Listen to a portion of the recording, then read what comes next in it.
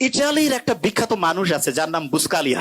উনি যেখানে যাইতো ওনার কথা শোনার জন্য হাজার হাজার মানুষ এসে উপস্থিত হইতো। তো ওনাকে একদিন জিজ্ঞেস করছে যে আপনি এত কিছু জানেন কি করে। উনি বলতেছে যে আমাদের ফ্যামিলিতে আব্বার একটা অদ্ভুত নিয়ম ছিল। সেই নিয়মটা হচ্ছে এরকম, প্রত্যেক দিন রাতের খাবারটা আমার বাবা আমাদের সব ভাই বোনকে একসাথে নিয়ে খাইতো এবং প্রত্যেক সন্তানকে তিনি আলাদা করে জিজ্ঞেস করতেন, what did you learn for the day?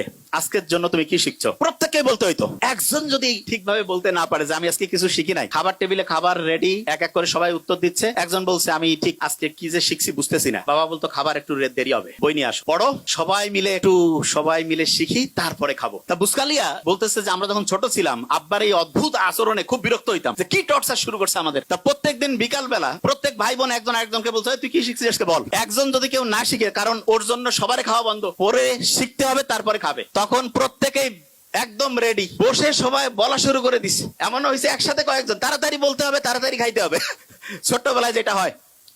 তা আমি অভিভাবকদেরকে বলবো, আপনি আপনার সন্তানের জন্য একটা কাজ করেন, জাস্ট ওয়ান। সেটা কি? প্রত্যেক দিন সে কি শিখছে সেটা আপনি শোনার চেষ্টা করেন। প্রত্যেক দিন কি শিখছে সেটা শোনার চেষ্টা করেন।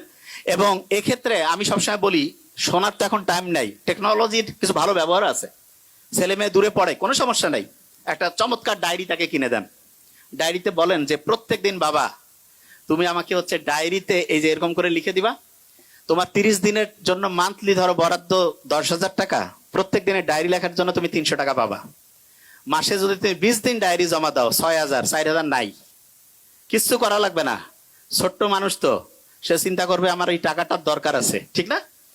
তুমি ডায়েরি লিখে দিবা না, তোমাকে কিছু করতে হবে না, ওকে ফাইন, দেখা যাবে তুমি 4,000 টাকা কম পেয়ে কিভাবে চলো। এবং এটা রেগুলার করতে হবে। আমার ছোট ভাই ওইখানে আছে, ডক্টর নোবেল, তারা যখন কলেজে পড়তো আমি ওদেরকে রসুন আর গরুর মাংসে ঝোল দিতাম।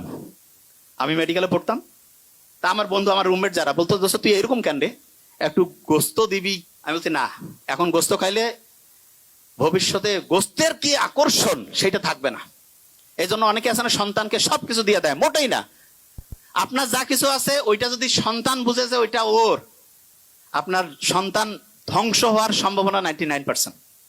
এই জন্য সন্তানকে কষ্ট করাইতে শিখবেন এবং এটা ম্যান্ডেটরি।